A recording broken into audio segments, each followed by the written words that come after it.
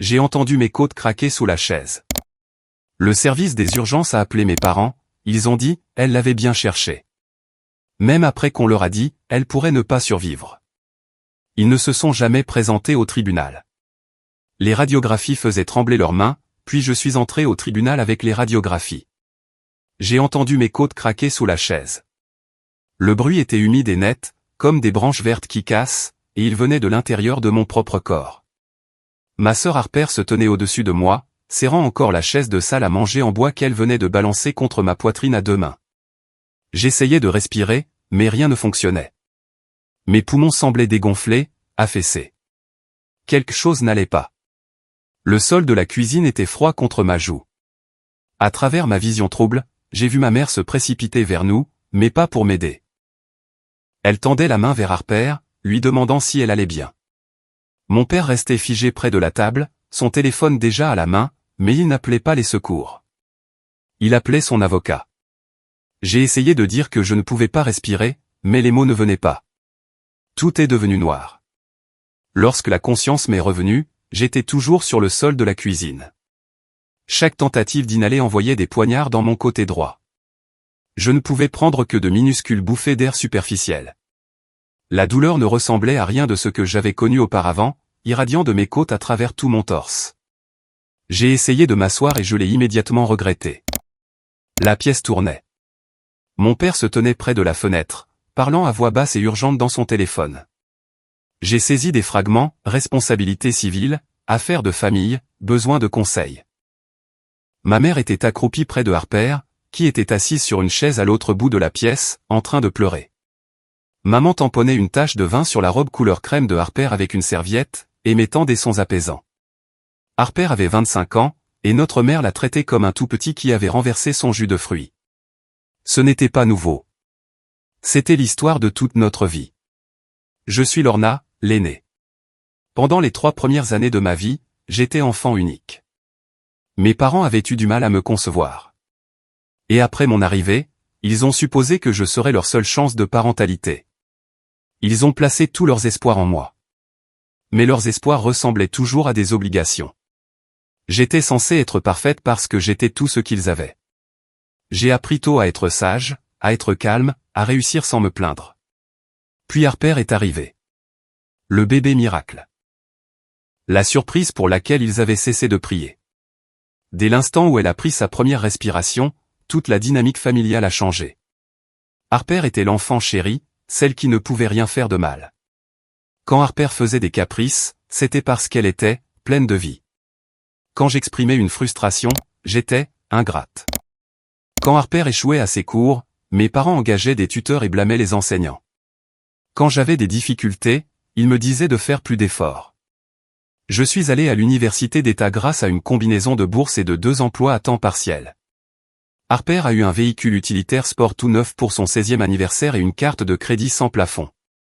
J'ai emménagé dans un studio après mon diplôme et je l'ai meublé avec des trouvailles de friperie.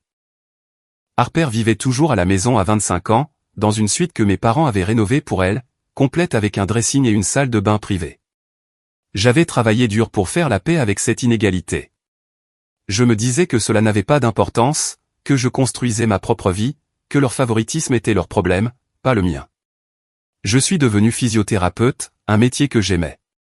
J'ai loué un bel appartement en ville, à 30 minutes de ma ville natale. J'avais des amis, une vie, un petit ami nommé Marcus qui me traitait réellement avec respect et gentillesse. Mais les fêtes de fin d'année me ramenaient toujours en arrière. Ce Thanksgiving, j'étais rentré à la maison avec Marcus. Nous sortions ensemble depuis 8 mois, et il avait voulu rencontrer ma famille. Je l'avais prévenu qu'ils étaient compliqués. Mais je ne pense pas qu'il avait vraiment compris ce que cela signifiait jusqu'à ce que nous nous asseyions à la table du dîner. Le dîner avait commencé assez agréablement. Ma mère a servi la dinde et tous les accompagnements traditionnels. Mon père a découpé la volaille. Harper est arrivée avec 1 heure de retard, ce que personne n'a commenté. Elle avait l'air fatiguée, son maquillage étalé, ses cheveux sales, mais maman et papa l'ont accueillie comme si elle était une célébrité nous honorant de sa présence. Pendant le repas, Harper a mentionné avec désinvolture qu'elle avait été renvoyée de son emploi à la boutique du centre-ville. C'était son 3e emploi en 1 an. Le premier s'était terminé quand elle avait simplement cessé de se présenter. Le second s'était terminé après qu'elle eut hurlé sur un client. Et maintenant celui-ci. Mes parents en ont ri. Papa a dit que le gérant était probablement intimidé par l'initiative de Harper. Maman a dit que la vente au détail était de toute façon indigne d'elle. Ils ont suggéré qu'elle prenne un peu de temps pour comprendre ce qu'elle voulait vraiment faire. Peut-être voyager en Europe pour se trouver. Ils couvriraient les frais. Bien sûr, je n'avais pas l'intention de dire quoi que ce soit. Vraiment pas. Mais quelque chose en moi a craqué. Peut-être était-ce de voir mes parents lui trouver des excuses pour la millionième fois. Peut-être était-ce de penser à la façon dont j'avais travaillé 2 emplois pendant mes études pendant que Harper faisait la fête. Peut-être était-ce le souvenir de toutes les fois où je l'avais couverte, protégée, et n'avais reçu que du mépris en retour.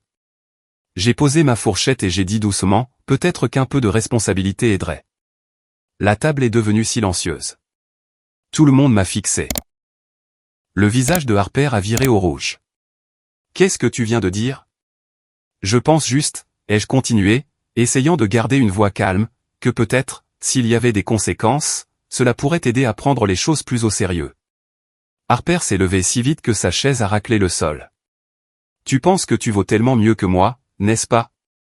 Parfaite Lorna, avec ton travail parfait et ta vie parfaite. Tu as toujours été jalouse de moi. Harper, je ne suis pas jalouse. Je dis juste que peut-être. Peut-être quoi? Peut-être que je devrais être plus comme toi? Ennuyeuse, pathétique et désespérée d'avoir leur approbation? Elle a attrapé son verre de vin et me l'a lancé. Je me suis baissé. Le verre s'est brisé contre le mur derrière moi, éclaboussant du vin rouge partout. Harper. Marcus s'est levé à moitié, alarmé.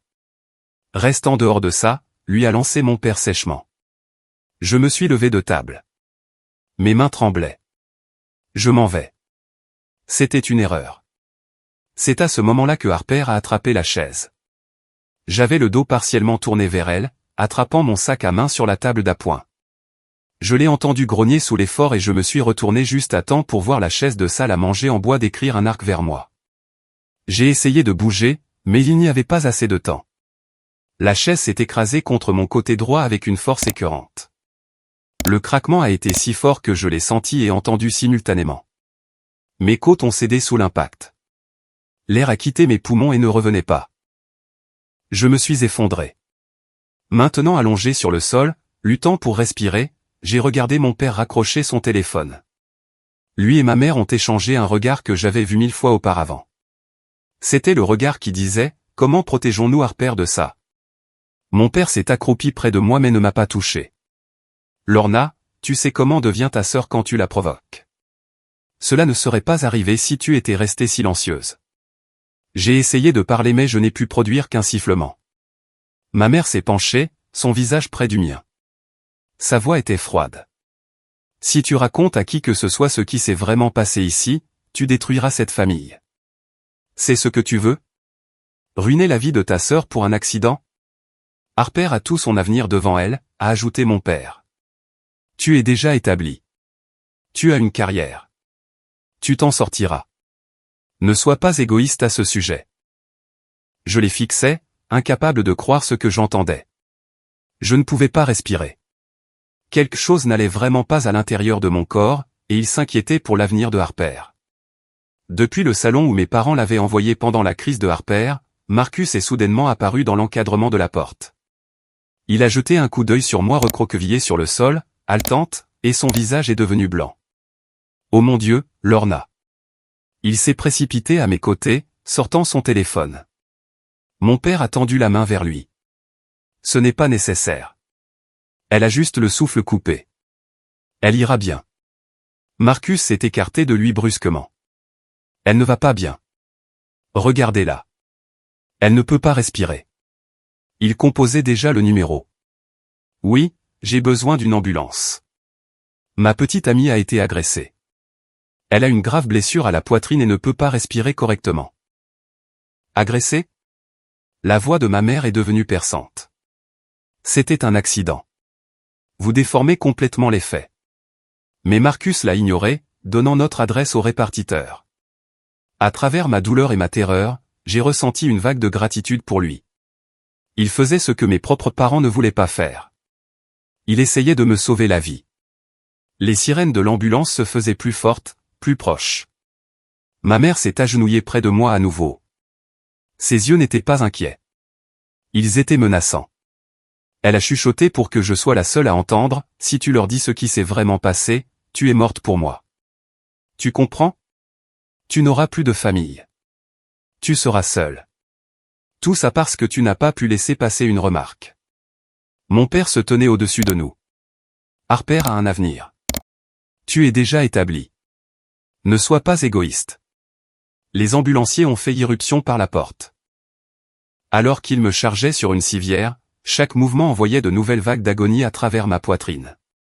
J'ai regardé ma famille en arrière. Harper pleurait toujours, ma mère la réconfortait. Mon père parlait à l'un des ambulanciers, essayant probablement de minimiser ce qui s'était passé. Aucun d'eux ne m'a regardé. Pas une seule fois. Marcus est monté dans l'ambulance avec moi, tenant ma main. Alors que nous démarrions, j'ai réalisé quelque chose qui aurait dû être évident il y a des années. Mes parents avaient fait leur choix il y a longtemps, et ce n'avait jamais été moi. Le trajet en ambulance a été un flou de douleur et de panique. Chaque bosse sur la route donnait l'impression que quelqu'un enfonçait un couteau entre mes côtes.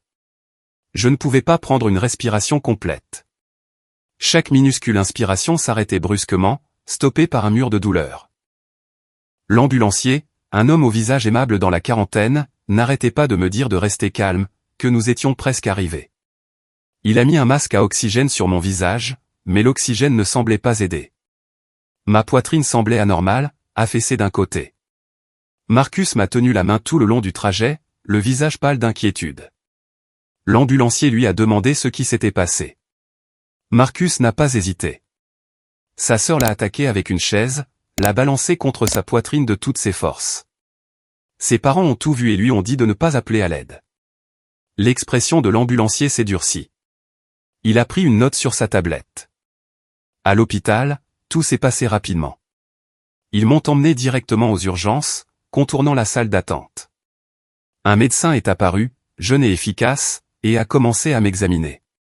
Même le toucher le plus doux me faisait crier. Il a ordonné des radiographies immédiatement. Possible fracture des côtes et pneumothorax, a-t-il dit à l'infirmière. Faisons vite. Ils m'ont emmené en radiologie. Le technicien en radiologie était prudent, mais me positionner pour les images était atroce. Je devais tenir mes bras dans certaines positions, je devais retenir mon souffle alors que je pouvais à peine respirer. Des larmes coulaient sur mon visage. Marcus se tenait à l'extérieur de la salle, regardant à travers la fenêtre, ses mains pressées contre la vitre. De retour dans la salle des urgences, le médecin est revenu avec les films à la main, et son expression était passée d'inquiète à grave. Il a accroché les radiographies sur un négatoscope, et j'ai vu mon propre squelette briller en blanc sur fond noir. Même moi, je pouvais voir le problème. 3 côtes de mon côté droit présentaient des lignes de fracture claires. Et il y avait autre chose. Une obscurité d'un côté de ma poitrine qui n'aurait pas dû être là. Lorna, a dit le médecin en tirant un tabouret près de mon lit. Vous avez 3 côtes fracturées. Plus grave encore, l'une de ces fractures a causé un pneumothorax. Une partie de votre poumon s'est affaissée. Comprenez-vous ce que je vous dis? J'ai hoché la tête, incapable de parler. Nous devons insérer un drain thoracique immédiatement pour regonfler votre poumon. Ce n'est pas optionnel. Si nous ne le faisons pas, votre état pourrait se détériorer rapidement. Vous pourriez développer un pneumothorax sous tension qui mettrait votre vie en danger. Après vous avoir stabilisé, nous devrons peut-être opérer pour réparer les dégâts. C'est une blessure très grave. Opérer? Le mot semblait irréel. Cela s'était passé il y a moins de 2 heures. Je venais juste d'être assise à une table de Thanksgiving. Ils m'ont donné une anesthésie locale, mais j'ai quand même tout senti lorsqu'ils ont fait une incision entre mes côtes et ont enfilé un tube dans ma cavité thoracique. La sensation était horrifiante, étrangère, violente. J'ai sangloté tout du long. Marcus se tenait à la tête de mon lit, tenant ma main, murmurant que je me débrouillais très bien, que c'était presque fini. Quand le tube a été en place et connecté à l'aspiration, j'ai entendu un horrible gargouillement. Le médecin a dit, c'était bien. C'était de l'air et du liquide qui étaient aspirés. En quelques minutes, respirer est devenu légèrement plus facile. Pas facile, mais possible. Une infirmière est entrée, une femme dans la cinquantaine, avec des cheveux gris tirés en chignon. Son badge indiquait Beth. Elle a ajusté ma perfusion intraveineuse, vérifié mes signes vitaux, puis a tiré une chaise tout près. « Ma chérie », a-t-elle dit doucement. « Je dois te poser quelques questions. » Les ambulanciers ont rapporté qu'il s'agissait d'une agression. Est-ce exact? J'ai hésité. Les menaces de mes parents résonnaient dans mon esprit. Tu n'auras plus de famille. Tu seras seul. Marcus a pris la parole. Oui. Sa sœur l'a frappé avec une chaise. Ses parents en ont été témoins et ont dit à Lorna de mentir à ce sujet. La mâchoire de Beth s'est serrée. Elle m'a regardé avec des yeux qui avaient clairement vu trop de souffrance. Lorna, je suis infirmière depuis 22 ans. J'ai travaillé dans ce service d'urgence la plupart de ce temps. Je sais à quoi ressemble une agression et je sais à quoi ressemble la violence familiale. Je suis tenu par la loi de signaler ces faits, ce qui signifie que je suis légalement obligé de documenter cela. Comprends-tu? J'ai hoché la tête, de nouvelles larmes débordant. Peux-tu me dire ce qui s'est passé? Sa voix était gentille mais ferme. Alors je lui ai raconté. Je lui ai parlé du dîner, de Harper jetant le verre de vin, de moi essayant de partir, de la chaise, de la réaction de mes parents, de leurs menaces dans l'ambulance. Beth a écouté sans interrompre, prenant des notes. Quand j'ai fini, elle a serré ma main. Tu n'as rien fait pour mériter ça, a-t-elle dit. Rien. Ce qui t'est arrivé s'appelle des violences aggravées. C'est un crime grave. Et ce que tes parents ont fait en essayant de couvrir ça, c'est aussi un crime. Je vais m'assurer que tout soit documenté. Photographie, déclaration, preuves médicales, tout. L'hôpital devait appeler mes contacts d'urgence. J'avais inscrit mes parents parce que qui d'autre inscrions? L'infirmière a passé l'appel depuis le téléphone au poste juste à l'extérieur de ma chambre. Je pouvais entendre la voix de ma mère à travers le combiné, perçante et défensive. Elle est toujours si dramatique, a dit ma mère assez fort pour que je saisisse les mots. Je suis sûr qu'elle exagère. Vous savez comment sont certaines personnes. Elles se nourrissent d'attention. L'expression de Beth est restée professionnelle, mais j'ai vu le muscle de sa mâchoire tressaillir. Madame, votre fille a 3 côtes fracturées et un poumon affaissé. Elle pourrait nécessiter une intervention chirurgicale. Sa vie est en danger. Il y a eu une pause. Puis ma mère a dit, eh bien, elle a probablement provoqué Harper. Ma fille cadette ne ferait jamais quelque chose comme ça sans provocation. Lorna a toujours su comment la pousser à bout. Beth a fermé les yeux brièvement, comme si elle priait pour avoir de la patience. Madame, votre fille est gravement blessée. Viendrez-vous à l'hôpital? Je vais devoir voir. Nous gérons une situation très bouleversante ici. Harper est hors d'elle. Beth a raccroché sans dire au revoir. Elle est revenue à mon chevet et a dit doucement, « Je suis tellement désolé.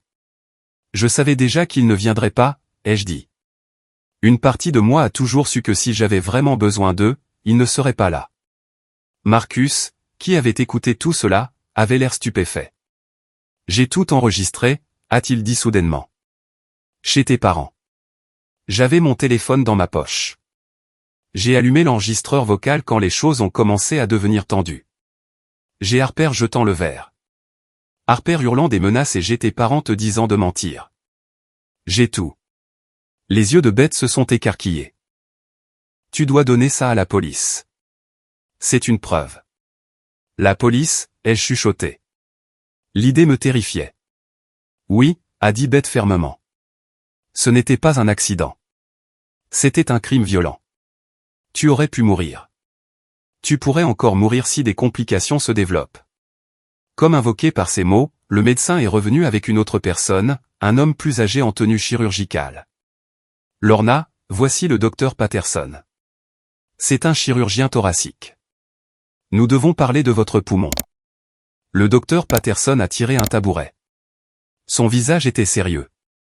Le drain thoracique aide, mais votre poumon ne se regonfle pas aussi bien que nous le souhaiterions. La fracture de la côte a causé une déchirure du tissu pulmonaire lui-même. Nous devons intervenir chirurgicalement pour le réparer et nous assurer qu'il n'y a pas de fragments osseux près de vos organes. Cela doit se faire bientôt. Bientôt comment? A demandé Marcus. Dans les prochaines heures. Nous préparons une salle d'opération maintenant. Est-ce dangereux? Ai-je réussi à demander? Le docteur Patterson a croisé mon regard. Toute chirurgie comporte des risques. Mais Lorna, j'ai besoin que vous compreniez quelque chose. La blessure que vous avez subie est grave. Si vous aviez été frappé légèrement différemment ou si vous aviez attendu une heure de plus pour chercher de l'aide, vous n'auriez peut-être pas survécu. Quelqu'un vous a fait cela intentionnellement. J'ai hoché la tête. Son expression est devenue froide. Alors quelqu'un a essayé de vous tuer. Qu'il l'ait voulu ou non, le niveau de force requis pour causer ces dégâts est extrême. Ce n'était pas un accident. Après son départ pour préparer l'opération, Beth est revenue avec quelqu'un de nouveau. Une femme en civil avec un insigne accroché à sa ceinture.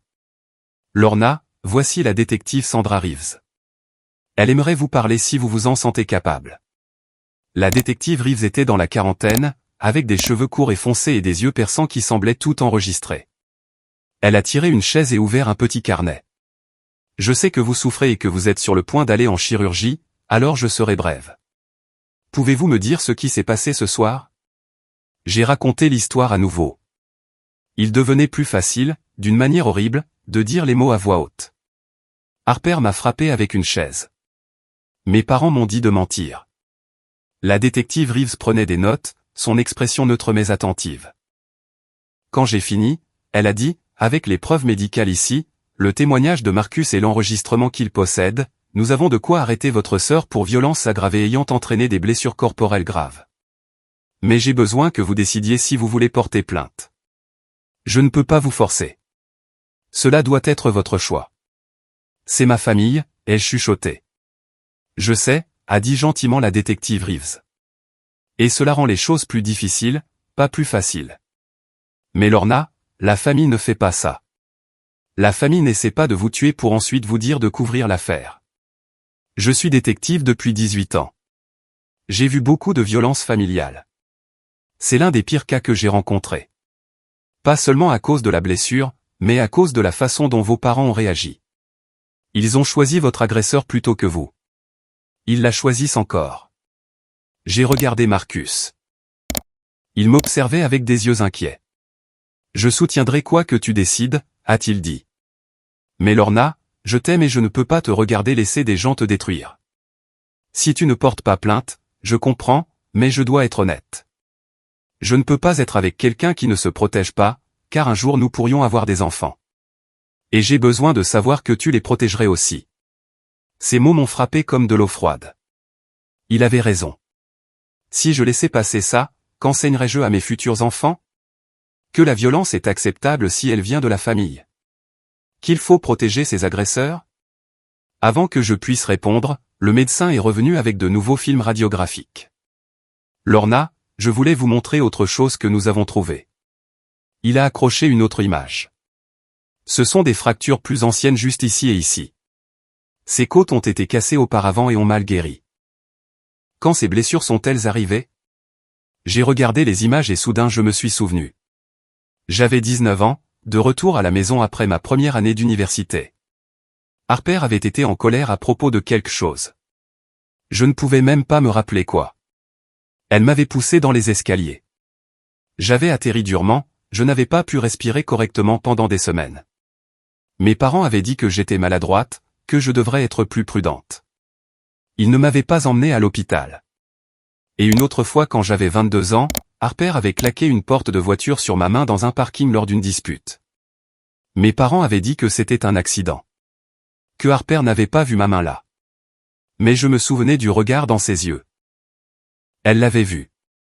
Je crois, ai-je dit lentement, que ma sœur m'a déjà blessé auparavant, mais mes parents ont toujours dit que c'était un accident, que j'étais maladroite ou négligente. La détective Reeves et Beth ont échangé un regard. Donc, c'est une habitude, a dit la détective Reeves. Pas un incident isolé. Cela renforce considérablement le dossier.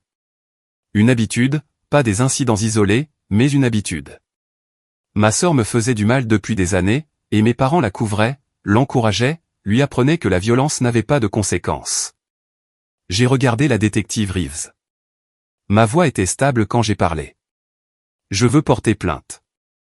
Ils m'ont emmené en chirurgie à 11 heures ce soir-là. J'étais terrifié. Je n'avais jamais été opéré auparavant, jamais été mise sous anesthésie. Marcus a marché à côté du brancard aussi loin qu'ils l'ont laissé faire, serrant ma main. Je serai juste là quand tu te réveilleras, a-t-il promis. L'anesthésiste était une femme calme qui a expliqué tout ce qu'elle faisait. Elle a dit que je me sentirais somnolente, que je devais compter à rebours à partir de 10. Je suis arrivé à 7 avant que le monde ne disparaisse. Je me suis réveillé par étapes. D'abord il y a eu la douleur, lointaine et étouffée, puis des voix floues et résonnantes, puis la lumière, trop vive. Puis le visage de Marcus nageant pour faire la mise au point au-dessus de moi. « Te voilà » a-t-il dit doucement. « Tu t'es bien débrouillé. L'opération s'est bien passée. » J'étais en salle de réveil, puis transféré en unité de soins intensifs. J'avais des tubes partout. Le drain thoracique était toujours en place. J'avais une perfusion dans chaque bras, une sonde urinaire, un brassard de tensiomètre qui se gonflait automatiquement toutes les 15 minutes. Je ne pouvais pas bouger sans déclencher des signaux d'alarme de douleur. Ils m'ont donné des médicaments qui rendaient tout brumeux et étrange. L'opération avait duré 4 heures. Le chirurgien, le docteur Patterson, est venu vérifier mon état aux soins intensifs. Il a expliqué qu'ils avaient réparé la déchirure dans mon tissu pulmonaire, retiré plusieurs petits fragments osseux qui avaient été dangereusement proches de perforer davantage le poumon et stabiliser les fractures. « Vous allez avoir une douleur importante pendant un moment » a-t-il dit. Les fractures des côtes mettent des semaines à guérir, et on ne peut pas plâtrer des côtes comme on plâtrerait un bras cassé. Vous devrez juste laisser le temps faire son œuvre. Marcus est resté dans la chaise à côté de mon lit. Il avait l'air épuisé. Je lui ai demandé quelle heure il était et il a dit 6 heures du matin. J'avais perdu une nuit entière. Est-ce que mes parents ont appelé, ai-je demandé même si je connaissais déjà la réponse. Son visage s'est assombri. L'hôpital les a appelés après ton opération pour leur faire savoir que tu avais survécu et que tu étais stable. Ta mère a dit c'est bien. Et a raccroché. C'était tout. Pas de fleurs, pas de cartes, pas de visite. Mes parents savaient que je venais de subir une opération d'urgence, que j'avais failli mourir, et ils ne pouvaient même pas prendre la peine de se montrer parce que le faire signifierait reconnaître ce que Harper avait fait. Cela signifierait me choisir, et il ne m'avait jamais choisi.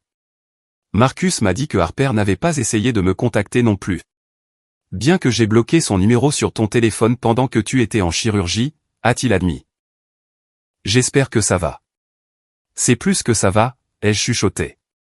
Beth, l'infirmière des urgences, est passée pendant son service du matin, même si les soins intensifs n'étaient pas son étage habituel. Elle m'a apporté un petit ours en peluche. Je sais que tu es trop vieille pour les animaux en peluche, a-t-elle dit avec un petit sourire. Mais j'ai pensé que tu pourrais avoir besoin d'un ami. Comment te sens-tu? Comme si j'avais été percuté par un camion, ai-je dit. C'est à peu près ça. Elle a vérifié mon dossier, ajusté quelques réglages sur l'un de mes moniteurs, puis elle a tiré une chaise. J'ai déposé un rapport auprès de la police et des services de protection des adultes hier soir. Je me suis aussi assuré que tout soit minutieusement documenté dans ton dossier médical, photographie des blessures, notes détaillées sur le mécanisme de la blessure, déclaration de toi et de Marcus, tout y est. Personne ne peut le faire disparaître. Merci, ai-je dit et je le pensais vraiment. Je veux aussi que tu saches, a continué Beth, que je fais ce travail depuis 22 ans. J'ai vu beaucoup de choses terribles, beaucoup de violences, beaucoup de dysfonctionnement familial. Mais c'est l'un des pires cas que j'ai rencontrés. Pas à cause de la blessure elle-même, bien qu'elle soit grave, mais à cause de la façon dont tes parents ont réagi. La force requise pour casser 3 côtes et perforer un poumon avec une chaise est énorme.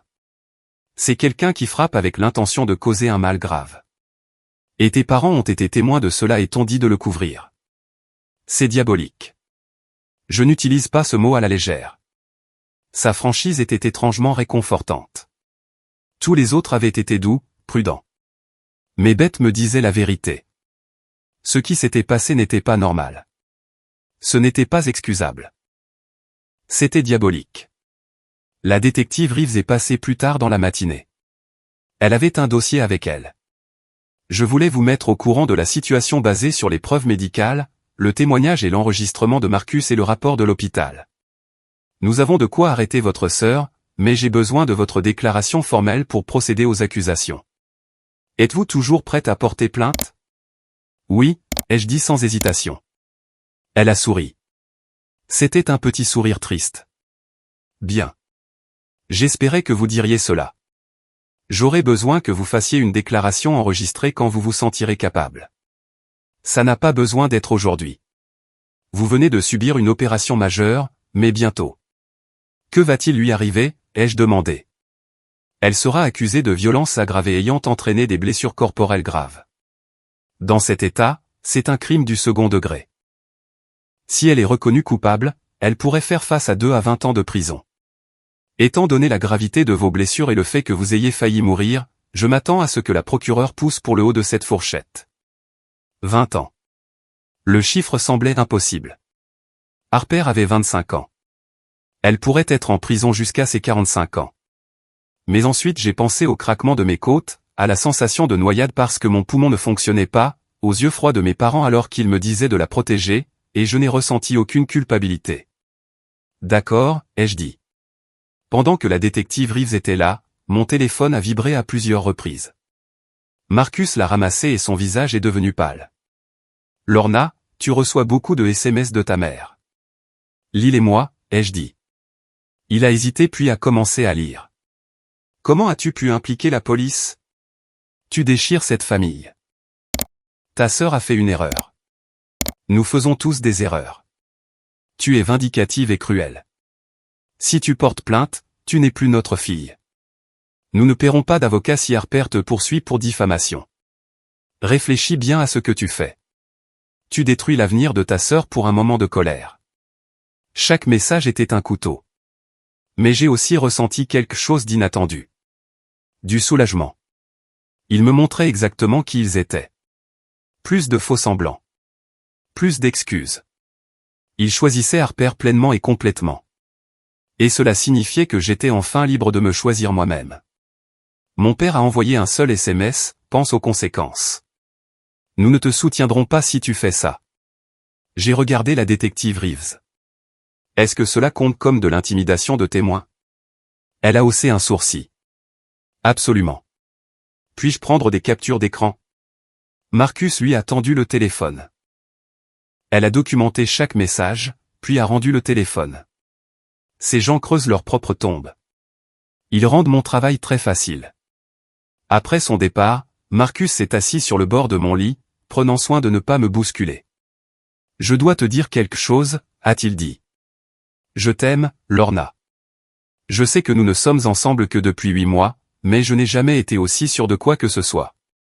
Te regarder prendre la décision de porter plainte, même si cela te coûtait ta famille, c'était la chose la plus courageuse que j'ai jamais vue. Je ne vais nulle part. Je suis avec toi à travers tout ça. J'ai commencé à pleurer, ce qui faisait terriblement mal à mes côtes, mais je ne pouvais pas m'arrêter. Pour la première fois de ma vie, quelqu'un me choisissait. Pas par obligation, pas par pitié, mais par amour sincère et respect. Le docteur Patterson est passé lors de sa tournée de l'après-midi. Il a examiné mes graphiques et a semblé satisfait de mes progrès. Le poumon se regonfle bien. Nous allons vous garder ici encore plusieurs jours pour vous surveiller, mais je pense que vous vous rétablirez complètement. Vous êtes jeune et en bonne santé. Cela joue en votre faveur. Puis il a fait une pause, regardant à nouveau les radiographies.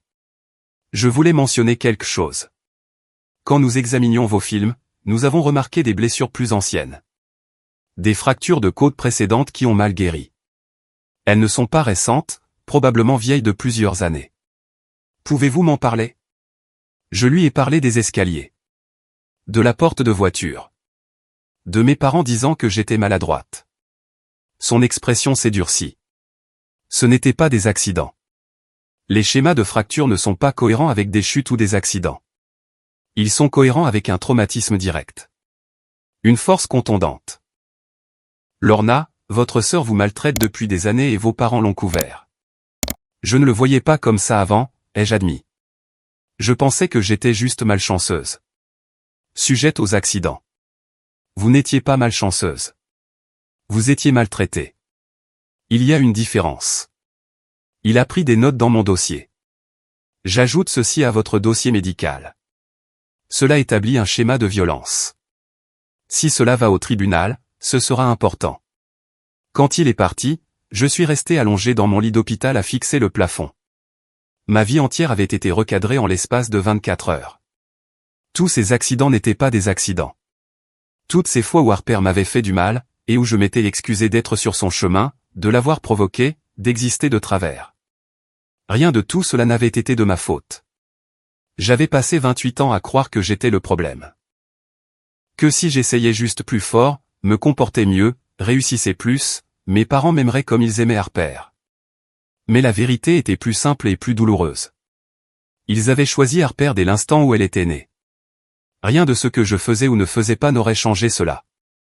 Le problème n'avait jamais été moi. Marcus a dû voir quelque chose changer sur mon visage. À quoi penses-tu? Je pense, ai-je dit lentement, que j'aurais dû faire ça il y a des années. J'ai passé 8 jours à l'hôpital. Chaque jour apportait de petites améliorations. Le drain thoracique est sorti le 3e jour, ce qui était un soulagement, mais aussi douloureux. Mon poumon fonctionnait à nouveau tout seul.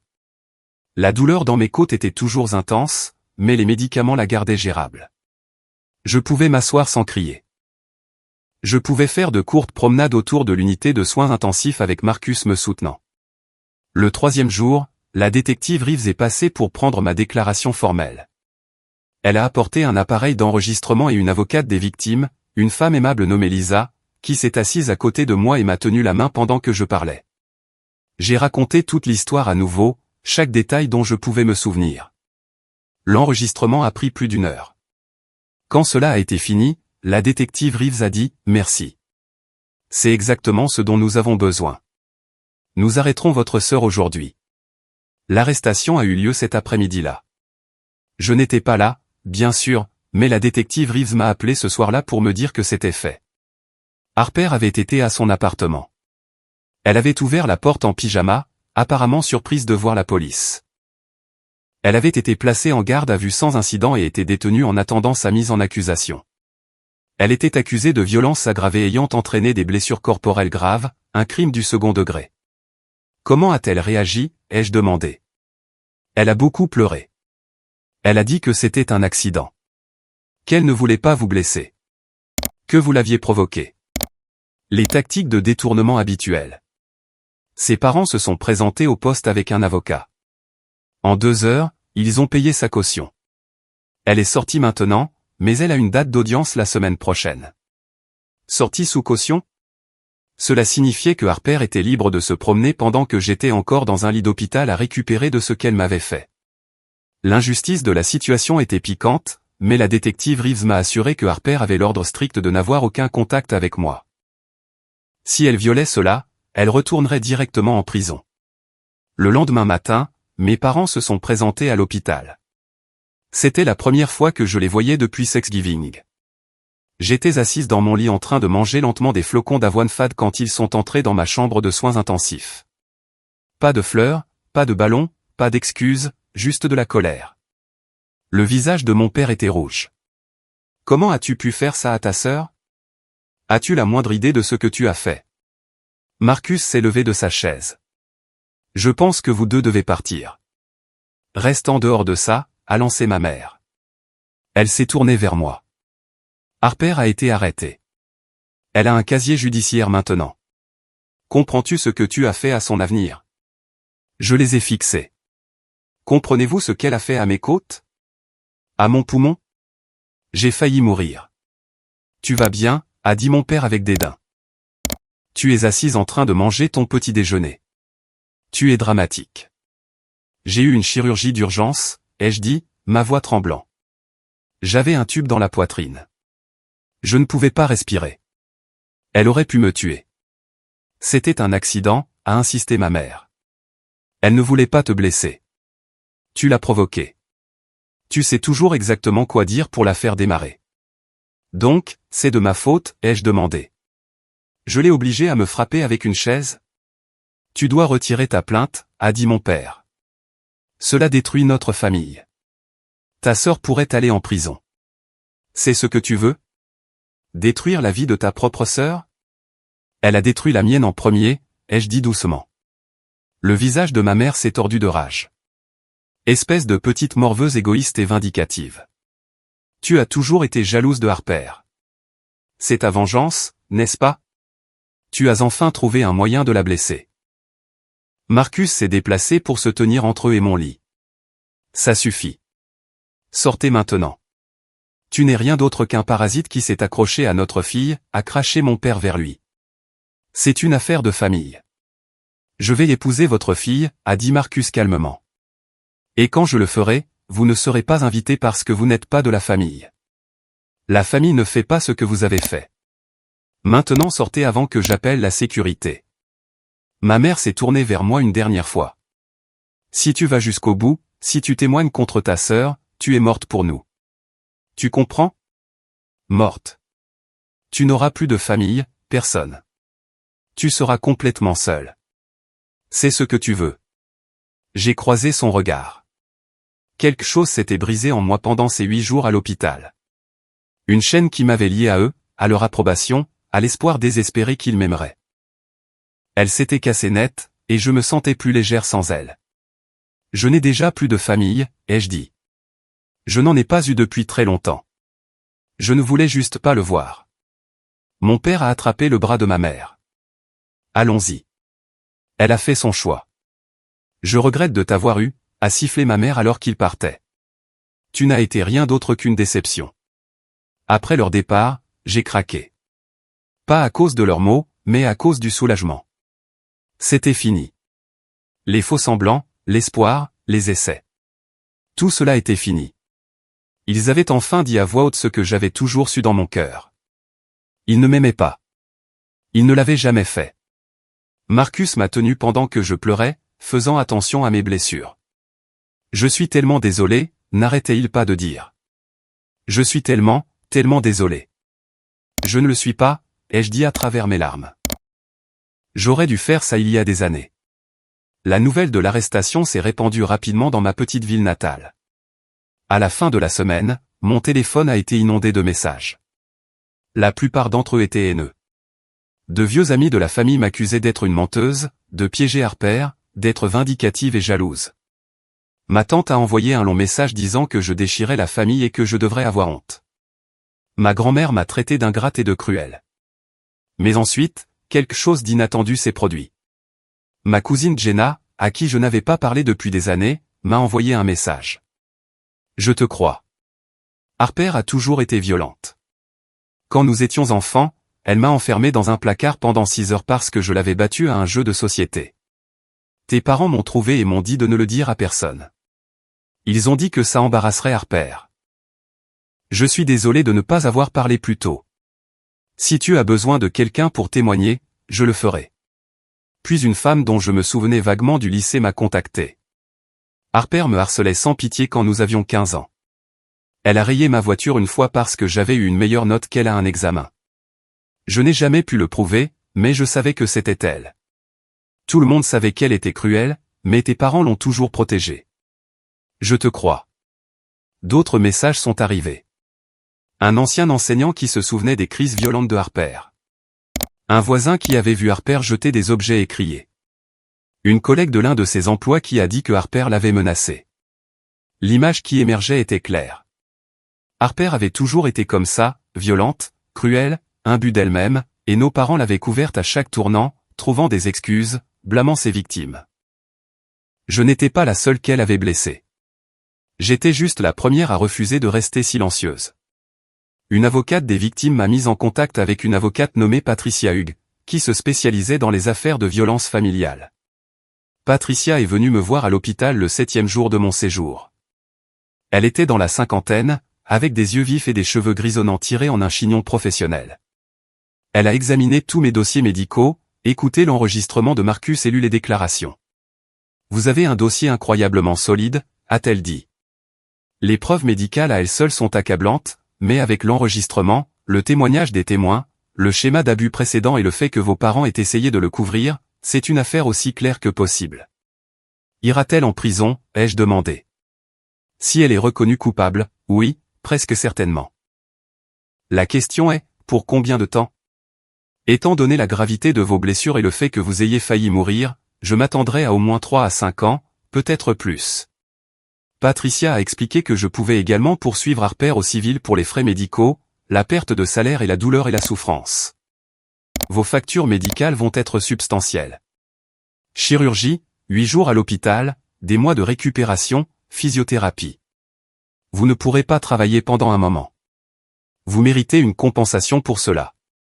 Qu'en est-il de mes parents? Ai-je demandé. Les sourcils de Patricia se sont levés. Qu'en est-il d'eux? Ils ont été témoins de l'attaque et m'ont dit de la couvrir. Ils m'ont menacé pour que je retire ma plainte. Est-ce légal? Non, a dit Patricia sèchement. C'est de l'intimidation de témoins et une complicité après coup. Si vous voulez poursuivre des accusations contre eux également, nous pouvons explorer cela. L'idée était bouleversante. Poursuivre mes parents. Mais ensuite j'ai pensé à leur visage dans ma chambre d'hôpital, à ma mère souhaitant que je ne sois jamais né, à mon père disant que l'avenir de Harper comptait plus que ma vie. Et j'ai pensé, pourquoi pas? Laissez-moi y réfléchir, ai-je dit. 2 jours plus tard, l'avocat de Harper a contacté Patricia avec une offre de plaidoyer.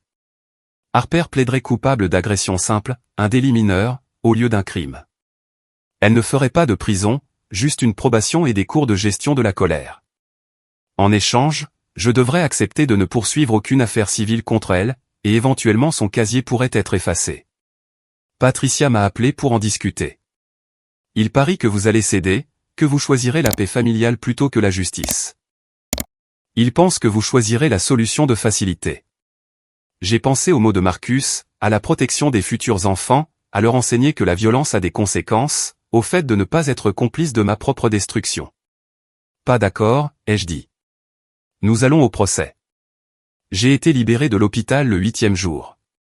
Rentrer chez moi dans mon appartement semblait surréaliste.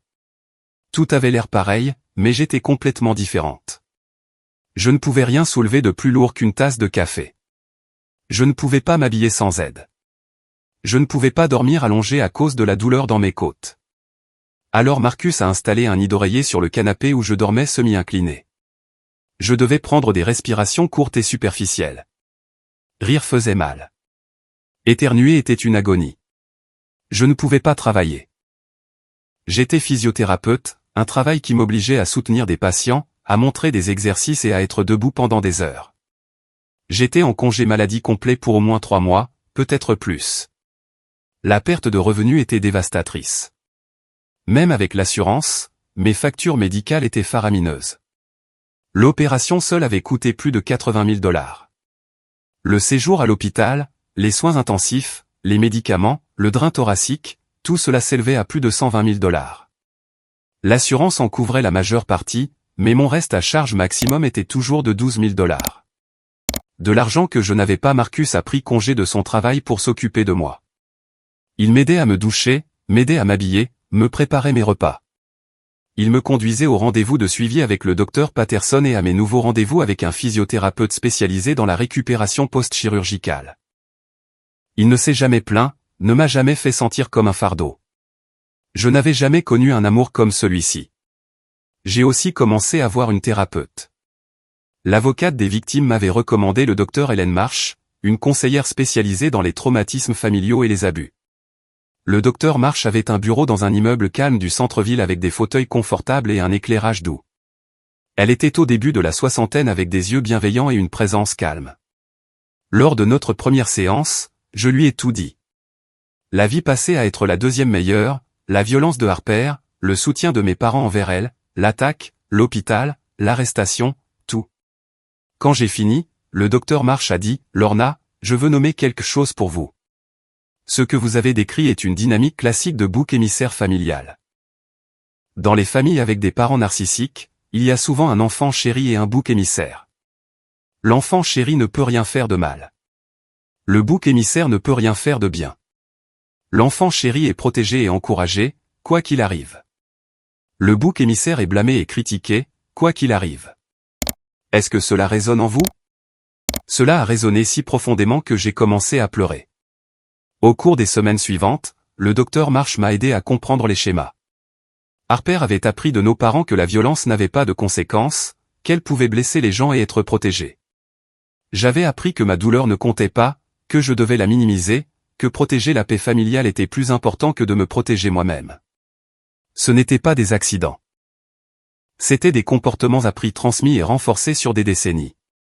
Vous n'avez pas juste cassé vos côtes, a dit le docteur Marsh lors d'une séance.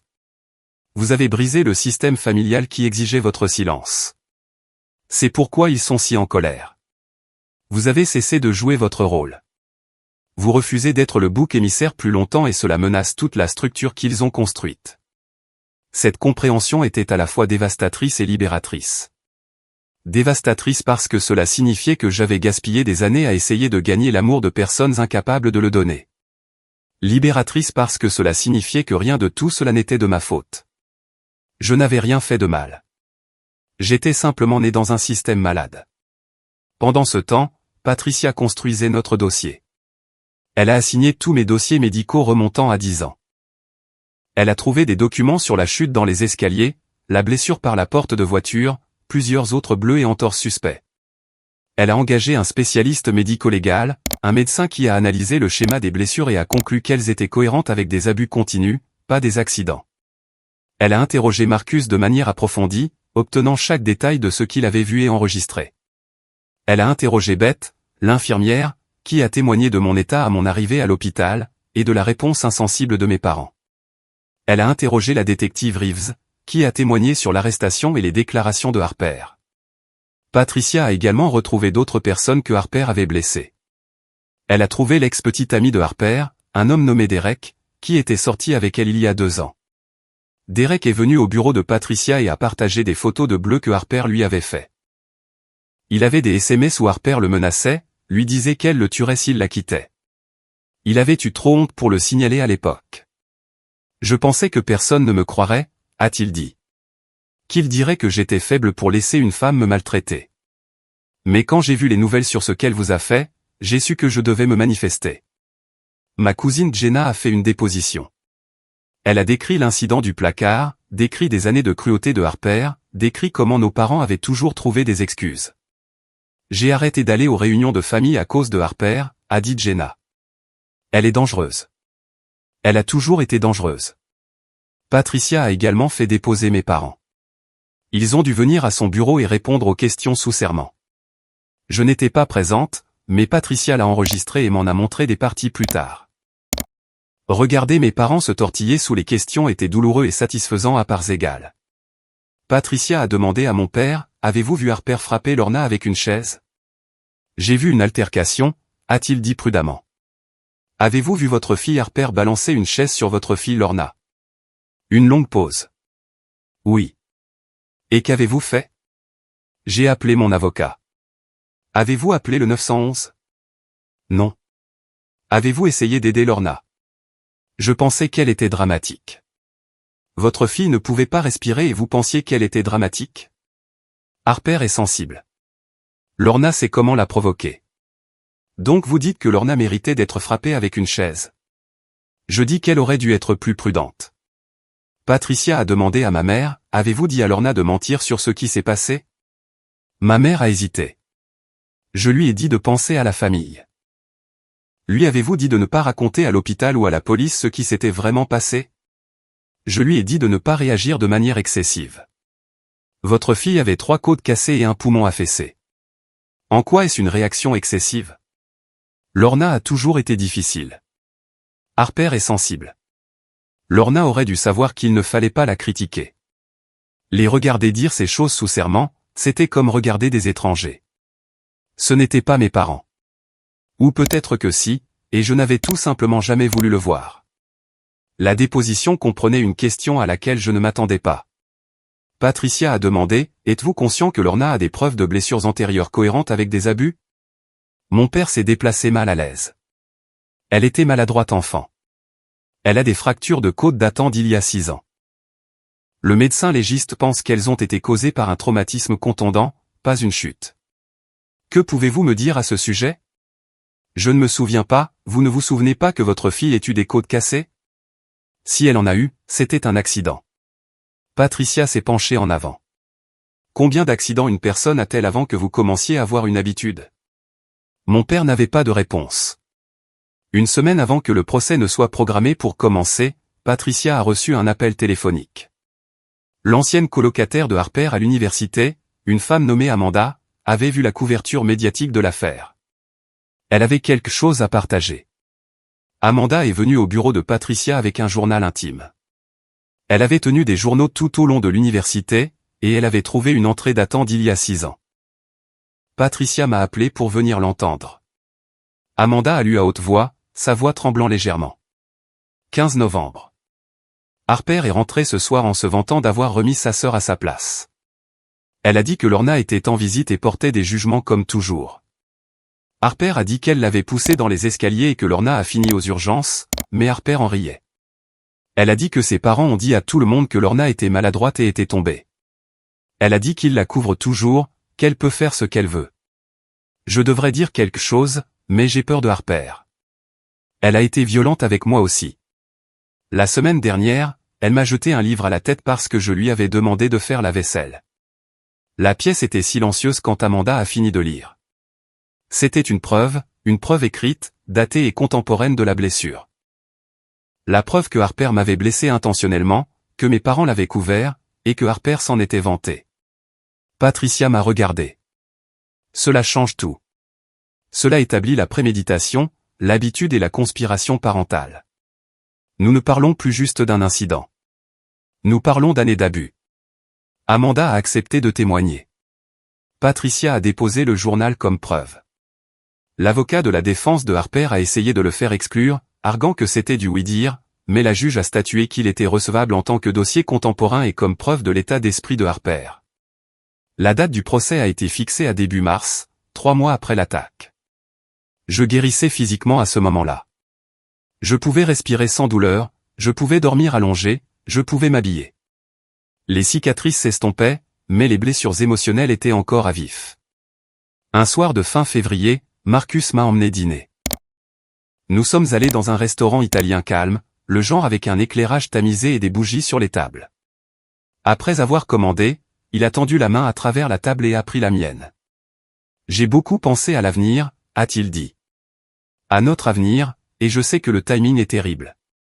Je sais que tu es sur le point de traverser un procès et que tout est horrible en ce moment, mais je sais aussi que la vie n'attend pas le moment parfait et je ne veux plus attendre. Il a sorti une petite boîte de sa poche et l'a ouverte.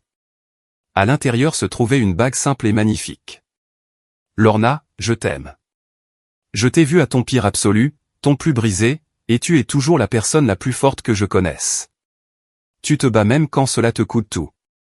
Tu dis la vérité même quand il serait plus facile de mentir. Je veux passer ma vie avec quelqu'un comme ça. Veux-tu m'épouser? J'ai dit oui à travers mes larmes. Il a glissé la bague à mon doigt et j'ai pensé à quel point c'était étrange qu'au milieu de la pire période de ma vie, j'ai aussi trouvé la meilleure chose qui me soit jamais arrivée. Nous n'avons pas fixé de date. Le procès devait passer en premier. Mais savoir que j'avais cet avenir qui m'attendait, cette promesse de quelque chose de bon, rendait le présent plus supportable. La nuit avant le procès, je ne pouvais pas dormir. J'étais allongé dans le lit à côté de Marcus, fixant le plafond, pensant à entrer dans cette salle d'audience, à voir Harper, à voir mes parents, à raconter mon histoire à une salle pleine d'étrangers, à être contre-interrogé, décortiqué, non cru. Le docteur Marsh m'avait préparé à cela. Elle m'avait prévenu que ce serait traumatisant, que je serais retraumatisé en devant tout revivre. Mais elle m'avait aussi rappelé pourquoi je le faisais. Pas pour la vengeance, mais pour la justice. Pas pour blesser Harper, mais pour l'empêcher de blesser les autres, et pour me prouver à moi-même que je comptais, que ma vie avait de la valeur, que la violence n'était pas acceptable, même quand elle venait de la famille. J'ai tendu la main et pris celle de Marcus dans le noir. Il l'a serrée en retour. Réveillé aussi. Demain, ai-je chuchoté. Demain, a-t-il acquiescé. Mais tu n'es pas seul. Je n'étais pas seul. Pour la première fois de ma vie, je n'étais pas seul. Le palais de justice était un immense bâtiment en pierre au centre-ville, tout en colonnes, marbre et couloirs résonnants. Je suis entré par un matin froid de mars avec Marcus d'un côté et Patricia de l'autre. Je portais une robe bleu marine simple et des talons bas. J'avais laissé mes cheveux détachés pour avoir l'air plus douce, plus sympathique. Patricia m'avait coaché sur ces détails. La perception comptait dans les procès. Mes côtes me faisaient encore mal quand je bougeais mal, et je portais une attelle de soutien sous ma robe. Patricia a dit de ne pas la cacher. Laissez le jury voir que j'étais toujours blessé, toujours en guérison. Laissez voir la preuve physique de ce que Harper avait fait. La salle d'audience était plus petite que ce à quoi je m'attendais. Des murs lambrissés de bois, des rangées de bancs, le siège du juge surélevé à l'avant.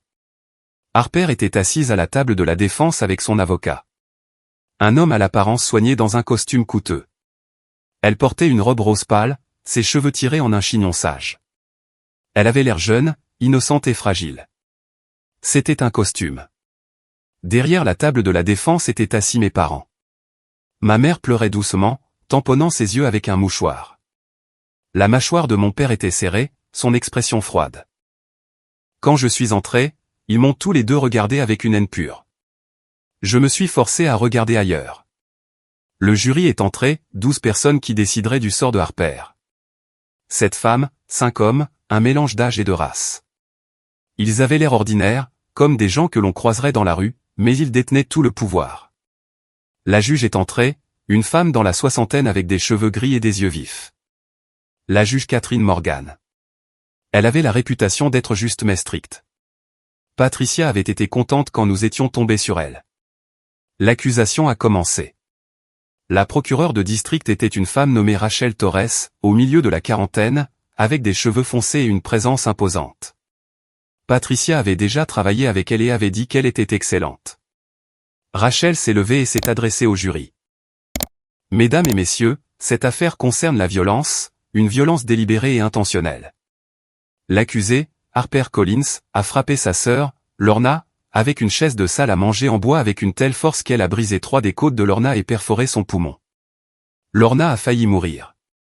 Elle a nécessité une intervention chirurgicale d'urgence. Elle a passé 8 jours à l'hôpital. Elle portera les cicatrices de cette attaque pour le reste de sa vie. Rachel a cliqué sur une télécommande et le grand écran derrière elle s'est allumé. Les images radiographiques sont apparues. Mes côtes blanches sur fond noir avec des lignes de fracture claires. L'ombre sombre où mon poumon s'était affaissé. Le jury a visiblement réagi. Plusieurs personnes ont grimacé. Une femme a mis sa main sur sa bouche. Ce sont les blessures de Lorna, a continué Rachel. C'est ce que l'accusé a fait à sa propre sœur pour une remarque au dîner de Thanksgiving. La défense essaiera de vous dire que c'était de la légitime défense, que Lorna a provoqué cette attaque. Mais je vous demande de regarder ces images et de vous demander, quel mot pourrait possiblement justifier ce niveau de violence? Elle a cliqué à nouveau. Une autre image est apparue. Une photo de moi aux soins intensifs, inconsciente, des tubes partout. Je ne savais pas que cette photo existait. La voir m'a donné la nausée. Voici Lorna après l'opération, a dit Rachel, luttant pour sa vie parce que sa sœur l'a attaquée et que ses parents lui ont dit de mentir à ce sujet. Ce n'est pas une dispute familiale. C'est une tentative de meurtre. L'avocat de la défense a objecté. Objection, votre honneur. C'est incendiaire et non soutenu par les charges. La juge Morgan l'a retenu. Le jury ne tiendra pas compte de cette dernière déclaration. Mademoiselle Torres, tenez-vous aux charges telles qu'elles ont été déposées. Mes excuses, votre honneur. Rachel s'est retournée vers le jury. L'accusé est inculpé de violences aggravées ayant entraîné des blessures corporelles graves. Au cours des prochains jours, vous entendrez des témoins qui étaient là. Vous entendrez des enregistrements de ce qui s'est passé. Vous entendrez des experts médicaux sur la gravité des blessures de Lorna et vous entendrez Lorna elle-même. À la fin de tout cela, je suis confiante que vous verrez la vérité. L'accusé est coupable. Merci. L'avocat de la défense, Monsieur Brennan, s'est levé pour sa déclaration d'ouverture. Il était lisse, confiant. Mesdames et messieurs, ce qui s'est passé à Thanksgiving était tragique. Personne ne conteste que Lorna a été blessée et que c'est terrible. Mais ce n'était pas une attaque délibérée. C'était une dispute familiale qui a dégénéré hors de contrôle. Ma cliente Harper se défendait contre la violence verbale et émotionnelle de sa sœur aînée. Lorna a harcelé Harper toute leur vie. Elle est jalouse de la relation de Harper avec leurs parents. À Thanksgiving, Lorna a encore une fois critiqué et rabaissé Harper. Harper a réagi en légitime défense. Était-ce la bonne réaction? Non. Était-ce une réaction excessive? Oui. Mais ce n'était pas criminel. C'était une dispute familiale qui a sa place en thérapie familiale, pas dans une salle d'audience. Harper regrette profondément ce qui s'est passé. Mais elle n'est pas une criminelle. Elle est une victime des abus de sa sœur qui a mal réagi à un moment donné. Cela ne la rend pas coupable d'un crime. Je me sentais malade en l'écoutant tordre la vérité, mais Patricia m'avait prévenu que cela arriverait. La défense me dépeindrait comme la méchante. Je devais rester calme. L'accusation a appelé son premier témoin, le spécialiste médico-légal, le docteur Richard Wang. C'était un homme âgé avec des cheveux gris et des lunettes. Un médecin spécialisé dans l'analyse des blessures. Il a guidé le jury à travers les radiographies, expliquant exactement ce qu'il faudrait pour causer ce niveau de dégâts. Ce sont des fractures importantes, a dit le docteur Wang en utilisant un pointeur laser sur l'écran, 3 côtes cassées, une perforant partiellement le poumon. Pour causer ce niveau de blessure, il faut une force énorme. Ce n'est pas quelque chose qui arrive à la suite d'une bousculade ou d'une poussée. C'est un traumatisme par objet contondant provenant d'un objet lourd balancé avec intention. Pouvez-vous estimer combien de force serait requise ? A demandé Rachel. Basé sur les modèles de fracture et la carrure de la victime, j'estimerais au moins 25 à 30 kg de force délivrée lors d'un impact ciblé. C'est équivalent à être frappé par une batte de baseball balancée à vitesse modérée. Cela pourrait-il être un accident ? Non. L'angle et l'emplacement des blessures ne sont pas cohérents avec un impact accidentel. C'était un coup délibéré au torse. Lors du contre-interrogatoire, M. Brennan a essayé de trouver des failles. Docteur, est-il possible que ma cliente ait simplement balancé la chaise défensivement et n'ait pas eu l'intention de causer ce niveau de mal ? L'intention n'est pas mon domaine d'expertise, a dit le docteur Wang. Mais je peux vous dire que la force requise pour causer ces blessures est significative. On ne génère pas accidentellement autant de force. Ensuite, Rachel a appelé Marcus à la barre. Il était nerveux, je pouvais le voir, mais il a parlé clairement et calmement. Il a décrit le dîner de Thanksgiving, Harper jetant le verre de vin, moi essayant de partir, et Harper attrapant la chaise. « Qu'avez-vous entendu ?» a demandé Rachel. J'ai entendu Harper crier, « Je vais te tuer. Tu as toujours été la préférée. Je te hais. » Et puis j'ai entendu un fracas et Lorna halter. Et puis que s'est-il passé ?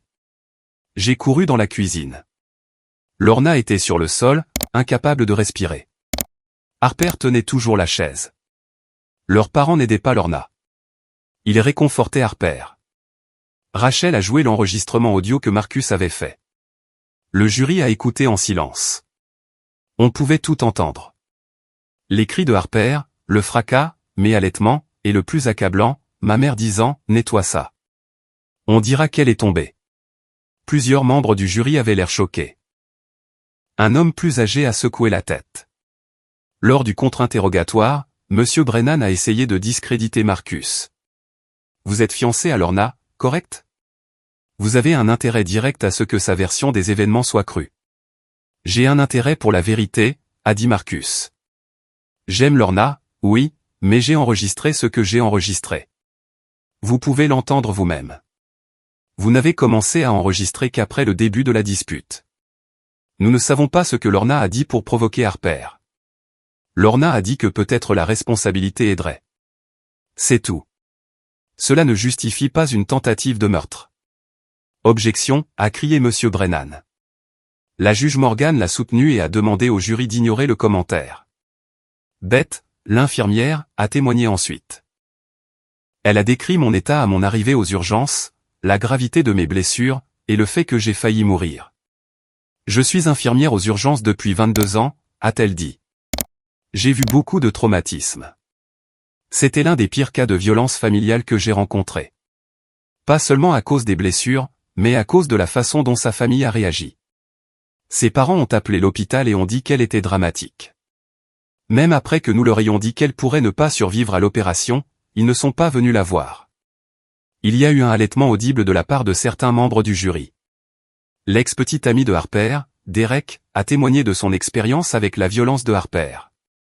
Il a montré des photos de Bleu, lu des SMS menaçants. Monsieur Brennan a objecté à plusieurs reprises, arguant que ce n'était pas pertinent, mais la juge Morgan l'a autorisé pour établir un schéma de comportement. ma cousine Jenna a témoigné sur l'incident du placard, sur des années de cruauté de Harper. J'étais terrifié par elle quand j'étais enfant, a dit Jenna. Nous l'étions tous, mais ses parents l'ont toujours protégée. Ils trouvaient des excuses. Ils nous blâmaient de la provoquer. Puis Amanda, la colocataire de l'université, a témoigné. Elle a lu dans son journal l'entrée sur Harper se vantant de m'avoir poussé dans les escaliers. La salle d'audience était totalement silencieuse. Enfin, c'était mon tour. Rachel m'a appelé à la barre. J'ai marché sur des jambes tremblantes, j'ai prêté serment, et je me suis assise. La salle d'audience semblait énorme. Je pouvais sentir les yeux de tout le monde sur moi. Rachel a commencé par des questions faciles, mon nom, mon âge, mon travail. Elle a établi que j'étais la sœur aînée de Harper, que nous avions grandi dans la même maison. Puis elle m'a demandé de décrire Thanksgiving. J'ai raconté l'histoire aussi clairement que je le pouvais, le dîner, l'annonce du travail de Harper, mon commentaire sur la responsabilité, Harper jetant le verre, moi essayant de partir, et puis la chaise. J'ai décrit le bruit de mes côtes craquant, l'incapacité de respirer, la réaction de mes parents. « Qu'est-ce que vos parents vous ont dit pendant que vous étiez au sol ?» a demandé Rachel. Ils ont dit que je ne devrais pas appeler la police, que je ruinerais la vie de Harper, qu'elle avait un avenir et que j'étais déjà établi, donc je ne devrais pas être égoïste. Comment cela vous a-t-il fait sentir? Comme si je ne comptais pas, comme si ma vie valait moins que la réputation de Harper. Rachel a montré les radiographies à nouveau. Lorna, quand vous avez vu ces images, qu'est-ce qui vous est passé par la tête? J'ai pensé à quel point j'étais passé près de la mort, et j'ai pensé à la façon dont mes parents préféreraient me voir morte plutôt que de voir Harper faire face aux conséquences. Le contre-interrogatoire de M. Brennan a été brutal. Il a essayé de me dépeindre comme jalouse, vindicative, cherchant l'attention. Il a demandé si j'avais déjà dit des choses méchantes à Harper. J'ai admis que oui, que les frères et sœurs se disputent. Il a demandé si j'avais été critique envers Harper auparavant. J'ai dit oui, que j'avais parfois exprimé de l'inquiétude concernant ses choix. Donc vous admettez avoir harcelé votre jeune sœur. Il a dit non. J'admets avoir été honnête avec elle parfois. Ce n'est pas du harcèlement. Vous l'avez critiqué au dîner de Thanksgiving devant un invité. J'ai fait un commentaire sur la responsabilité. Je ne l'ai pas attaqué avec des meubles. Mais vous l'avez provoqué. Les mots ne justifient pas la violence. Rien de ce que j'ai dit ne justifiait ceci. J'ai fait un geste vers mon corps, vers la telle soutenant encore mes côtes. Il a continué à pousser, essayant de me faire perdre mon sang-froid, de me faire paraître déraisonnable, mais je suis resté calme. Le docteur Marsh m'avait préparé à cela. Enfin, il a demandé, « Croyez-vous vraiment que votre propre sœur a essayé de vous tuer ?» J'ai croisé son regard. Je crois que ma sœur a balancé une chaise sur ma poitrine assez fort pour me casser les côtes et affaisser mon poumon. Je crois que j'aurais pu mourir et je crois que mes parents m'ont dit de la protéger au lieu d'obtenir de l'aide. Donc, oui, je crois qu'elle a essayé de me tuer. Qu'elle l'ait voulu ou non, c'est ce qu'elle a fait. Harper a témoigné pour sa propre défense. C'était un geste risqué, avait dit Patricia. Mais M. Brennan pensait probablement qu'il n'avait pas le choix. Harper devait paraître sympathique, pleine de remords. Harper a pleuré à la barre. Elle a dit qu'elle était désolée, qu'elle n'avait jamais voulu me blesser, qu'elle avait juste réagi sans réfléchir. Lorna a toujours été parfaite, a-t-elle dit à travers ses larmes. Je ne pourrai jamais être à la hauteur. Elle m'a toujours fait me sentir sans valeur. À Thanksgiving, j'ai juste craqué. Je suis tellement désolé. Mais lors du contre-interrogatoire, Rachel Torres l'a détruite. Elle a guidé Harper à travers l'enregistrement audio, jouant des sections, et demandant à Harper d'expliquer. Vous avez dit, je vais te tuer. Pouvez-vous expliquer cela? Je ne le pensais pas littéralement. J'étais juste en colère. Vous avez dit, tu as toujours été la préférée. Mais plutôt, vous avez témoigné que Lorna vous harcelait. Qu'est-ce qui est vrai? Était-elle la préférée ou était-elle la brute? Harper a bégayé, s'est contredite. Rachel a évoqué l'entrée du journal, celle où Harper se vantait de m'avoir poussé dans les escaliers. Vous avez blessé votre sœur auparavant et en avez ri. Est-ce exact? Je ne me souviens pas de ça. Mais votre colocataire l'a documenté. Mentiez-vous à votre colocataire à l'époque, ou mentez-vous à ce jury maintenant? Le calme de Harper s'est fissuré. Lorna a toujours tout eu. Tout le monde l'a toujours aimé plus. J'étais juste censé sourire et encaisser. Donc, vous admettez que vous aviez du ressentiment envers votre sœur. Oui, je la détestais. Elle a ruiné ma vie. La salle d'audience est devenue silencieuse. Harper a réalisé ce qu'elle avait dit. Son avocat avait l'air de vouloir disparaître. Rachel a souri froidement. Pas d'autres questions. Mes parents ont témoigné pour la défense, soutenant l'histoire de légitime défense de Harper. Mais Rachel a joué leur déposition où ils avaient admis sous serment que Harper avait frappé la première. Elle leur a demandé directement, « Mentez-vous maintenant ? Ou mentiez-vous dans votre déposition ?» Mon père a bafouillé. Harper a été provoqué. Ce n'était pas la question. Avez-vous oui ou non vu votre fille Harper balancer une chaise sur votre fille Lorna sans que Lorna la touche en premier? Une longue pause. Oui. Et avez-vous dit à Lorna de ne pas appeler la police? Oui. Lui avez-vous dit qu'elle ruinerait la famille si elle disait la vérité? Oui. Et après avoir appris que Lorna pourrait mourir en chirurgie, lui avez-vous rendu visite à l'hôpital? Non. Pourquoi pas? Nous gérions l'arrestation de Harper. Donc votre fille, qui a été agressée et a failli mourir, était moins importante que votre fille qui a commis l'agression? Mon père n'avait pas de réponse. Les plaidoiries finales sont arrivées le 3e jour du procès. Monsieur Brennan a soutenu que c'était une tragédie familiale, pas un crime, que Harper méritait la clémence et un traitement, pas la prison. Mais Rachel Torres s'est tenue devant le jury et a brandi les radiographies une dernière fois. La défense veut vous faire croire que Lorna a provoqué cela. Mais je vous demande, quel mot justifie ceci? Elle a pointé les côtes cassées sur l'écran. Quelle critique justifie l'affaissement du poumon de quelqu'un? Quel commentaire au dîner justifie de faillir tuer sa sœur? Elle a sorti un autre morceau de papier. Voici le formulaire d'évaluation chirurgicale de lorsque Lorna est entrée en chirurgie d'urgence, juste ici. Le chirurgien a coché une case qui dit « La patiente pourrait ne pas survivre ». Les parents de Lorna savaient qu'elle pourrait mourir. Ils le savaient quand ils lui ont dit de mentir, quand ils lui ont dit de protéger Harper. Ce n'est pas une famille. C'est une conspiration pour couvrir une tentative de meurtre.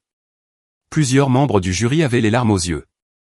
Harper Collins est coupable, a dit Rachel. Les preuves le prouvent au-delà de tout doute raisonnable.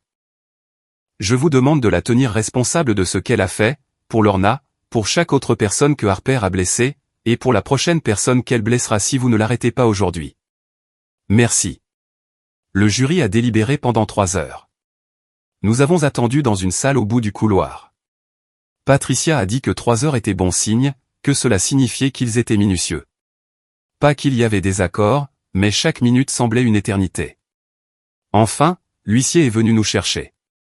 Le jury avait atteint un verdict. Nous sommes retournés dans la salle d'audience. Harper avait l'air pâle. Mes parents se tenaient la main. J'ai serré la main de Marcus si fort que mes jointures sont devenues blanches.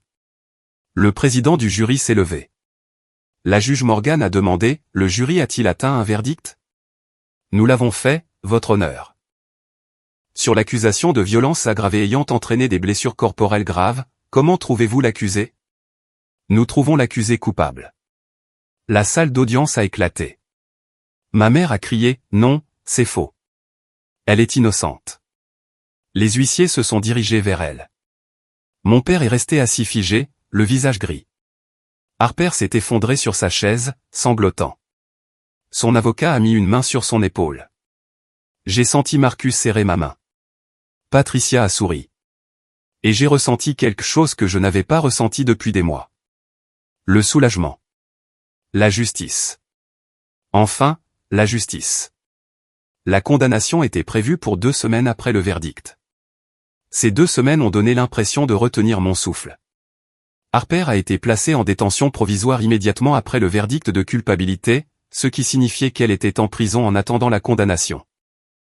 Mes parents ont essayé de faire rétablir sa caution, mais la juge Morgan l'a refusé. Harper présentait un risque de fuite et n'avait montré aucun remords.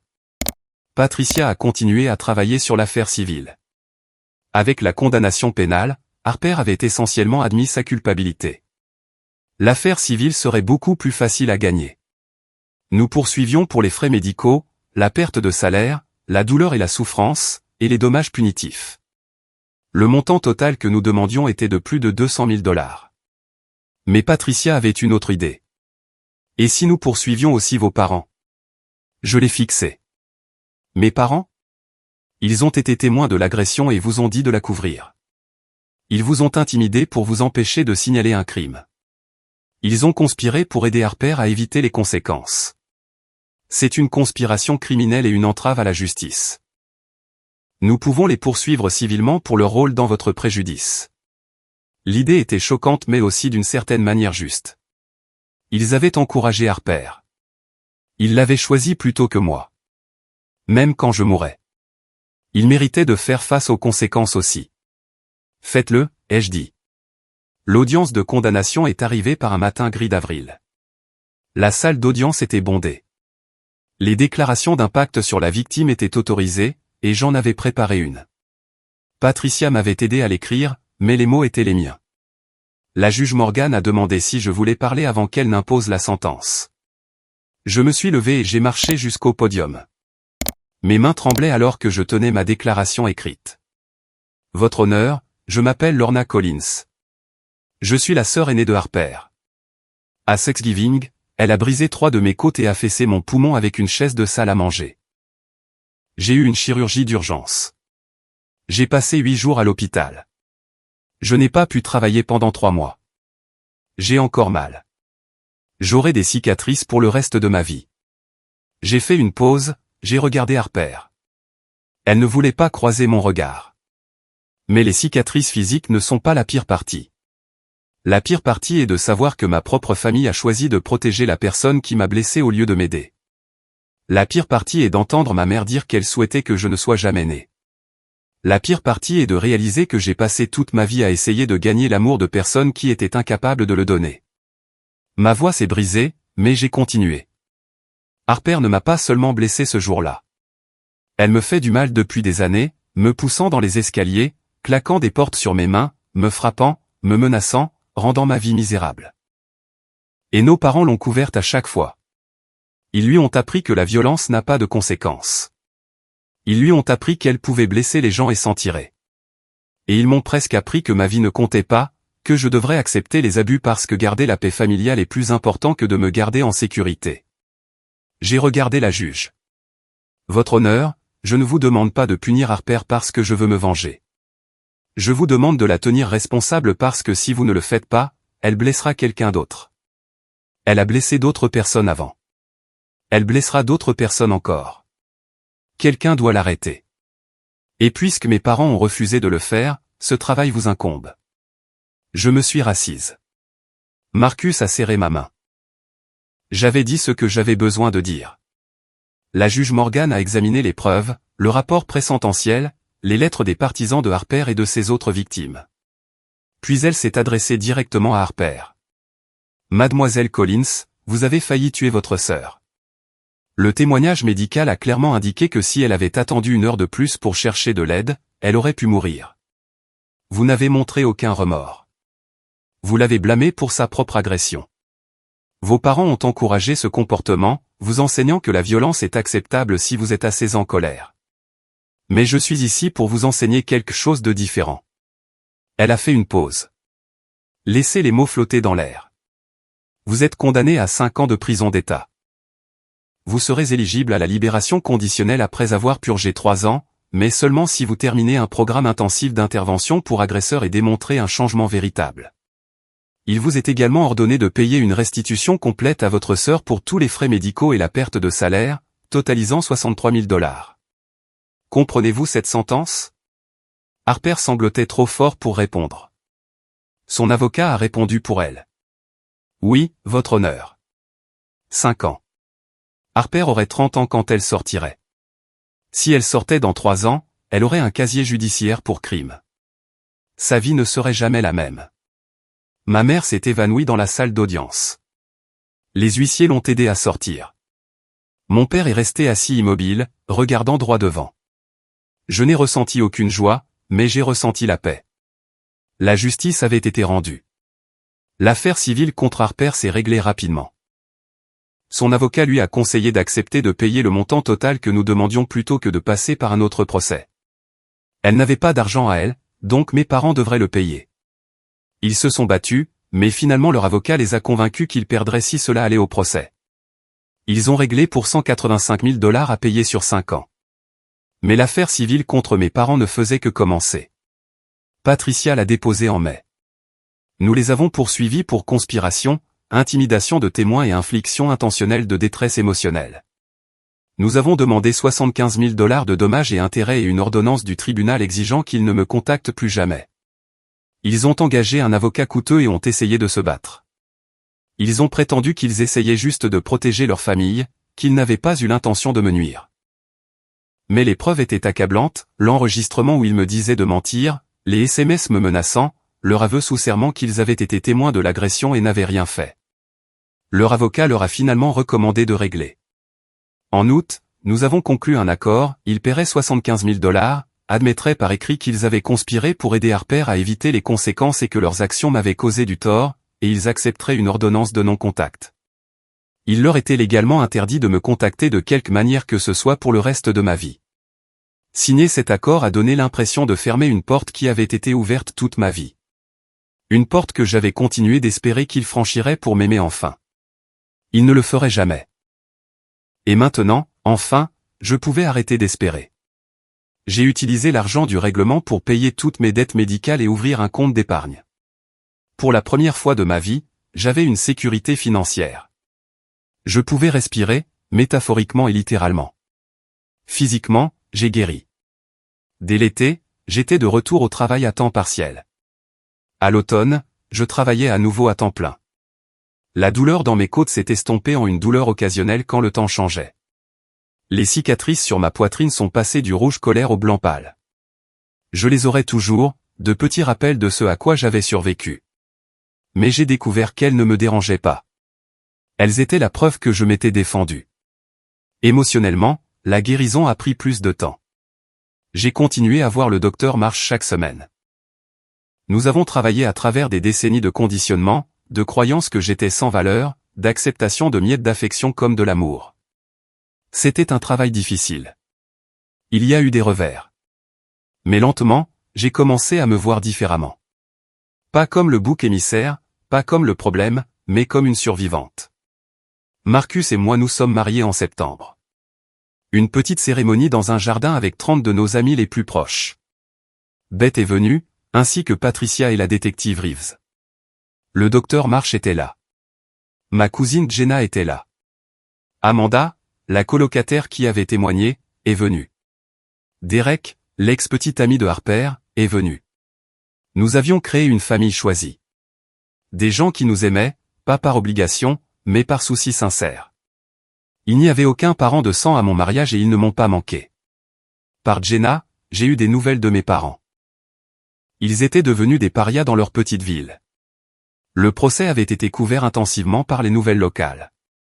Les gens savaient ce qu'ils avaient fait. Mon père a perdu plusieurs clients de longue date à son cabinet comptable. Ma mère a démissionné de son comité d'église et de son club de lecture après que des membres les confrontaient. Ils ont essayé de se peindre en victimes, mais trop de gens avaient vu le procès, avaient entendu les enregistrements, avaient vu les radiographies. Leur enfant chéri était en prison, et leur autre fille ne voulait rien avoir à faire avec eux. Ils avaient construit une famille sur des mensonges et du favoritisme, et elle s'était effondrée sous le poids de la vérité. J'ai lancé un blog en octobre. J'ai écrit sur l'éloignement familial, sur le fait d'être le bouc émissaire, sur la maltraitance entre frères et sœurs et l'encouragement parental. J'ai utilisé mon vrai nom et raconté ma vraie histoire. J'avais fini de me cacher. Le blog est devenu viral. En quelques semaines, j'avais des milliers d'abonnés. Des gens m'ont contacté de tout le pays, du monde entier, partageant leurs propres histoires d'être le bouc émissaire, de frères et sœurs qui les blessaient, de parents qui choisissaient le mauvais enfant. J'ai réalisé que je n'étais pas seul. Aucun de nous n'était seul.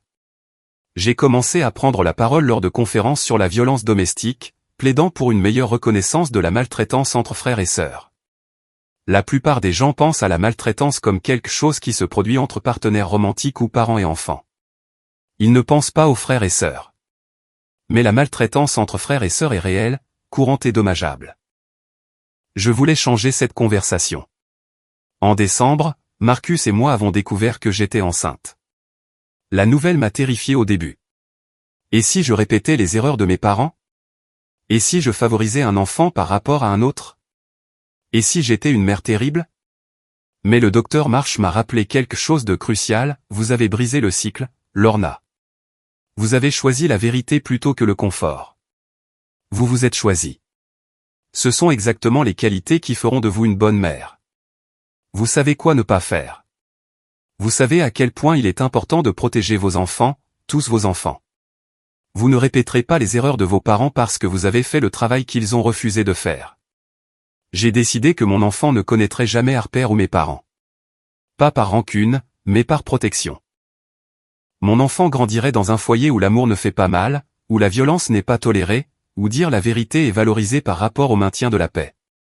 Mon enfant saura qu'il est en sécurité, valorisé, aimé inconditionnellement. Tout ce que je n'ai jamais eu. Au 2e anniversaire de l'attaque, je suis retourné au palais de justice. Je me suis tenu à l'extérieur du bâtiment où j'avais témoigné, où la justice avait été rendue, et j'ai pensé à quel point ma vie était différente maintenant. Il y a 2 ans, j'étais entré dans ce bâtiment terrifié, portant des radiographies de mes côtes cassées, me demandant si quelqu'un me croirait. J'avais eu tellement peur de détruire ma famille, d'être seul, d'affronter la vérité. Mais la vérité m'avait libéré. J'ai sorti mon téléphone et posté sur mon blog: il y a 2 ans aujourd'hui, je me suis choisi pour la première fois de ma vie. C'était la décision la plus effrayante et la meilleure que j'ai jamais prise. J'ai perdu ma famille de sang mais j'ai gagné une famille de cœur. J'ai perdu l'approbation de mes parents mais j'ai gagné mon propre respect. Si vous lisez ceci et que vous avez peur de parler, peur de partir, peur de vous choisir, votre vie vaut la peine de se battre. Vous valez la peine de vous battre. Les gens qui vous aiment vraiment ne vous puniront pas pour vous être protégés. Et s'ils le font, ils ne vous ont jamais aimé en premier lieu. Le post a reçu des milliers de commentaires. Des gens me remerciant, partageant leurs propres histoires, disant que je leur avais donné du courage. J'ai lu chacun d'eux et me suis sentie reconnaissante. J'ai placé ma main sur mon ventre rond, senti le bébé donner un coup de pied. Dans 4 mois, je serai mère. Je tiendrai mon enfant et lui promettrai quelque chose que mes parents ne m'avaient jamais promis. Je choisirai toujours ta sécurité plutôt que le confort de quelqu'un d'autre. Je te croirai toujours. Je te protégerai toujours. Tu n'auras jamais à te briser les côtes pour prouver que tu comptes. Marcus est sorti du palais de justice où il avait rencontré Patricia pour finaliser quelques papiers. Il m'a vu debout là et a souri, prêt à rentrer à la maison. J'ai pris sa main. Oui, rentrons à la maison. Je me suis éloigné du palais de justice vers notre voiture, vers notre vie, vers notre avenir. Je n'ai pas regardé en arrière. Je n'en avais pas besoin. Ce chapitre était clos. L'histoire de Lorna le bouc émissaire. Lorna la victime. Lorna, la fille qui acceptait la maltraitance parce qu'elle pensait que c'était de l'amour. Maintenant j'écrivais une nouvelle histoire. Lorna la survivante. Lorna l'épouse. Lorna la mère. Lorna la militante. Lorna qui s'est défendue et a gagné. J'avais appris que la famille n'est pas ceux qui partagent votre sang mais ceux qui choisissent votre bien-être. J'avais appris que protéger les agresseurs ne vous rend pas loyal. Cela fait de vous un complice de votre propre destruction. J'avais appris que la vérité peut détruire des relations, mais les mensonges détruisent des âmes. Plus important encore, j'avais appris qu'au moment où vous vous choisissez, vous cessez d'être une victime et devenez une survivante. Et les survivants ne font pas que survivre, ils construisent de nouvelles vies, de meilleures vies, des vies où l'amour ne laisse pas de bleu, et où le silence n'est plus le prix de l'appartenance. Je suis monté dans la voiture. Marcus a démarré le moteur et alors que nous nous éloignions, j'ai ressenti quelque chose que je n'avais pas ressenti de toute mon enfance. La paix. Une paix profonde et durable. J'étais libre. Enfin, complètement libre. Et cette liberté valait chaque bataille que j'avais menée pour la gagner. Avez-vous déjà eu à choisir entre la loyauté familiale et votre propre bien-être? Comment avez-vous trouvé le courage de vous faire passer en premier? J'aimerais entendre vos pensées dans les commentaires ci-dessous. Si cette histoire a résonné en vous, envisagez de mettre un j'aime et de vous abonner pour entendre plus d'histoires sur la survie, la justice et le choix de soi. Et si vous connaissez quelqu'un qui a besoin d'entendre ce message, partagez-le avec lui. Parfois, savoir que nous ne sommes pas seuls est le premier pas vers la liberté. Merci beaucoup d'avoir écouté mon histoire.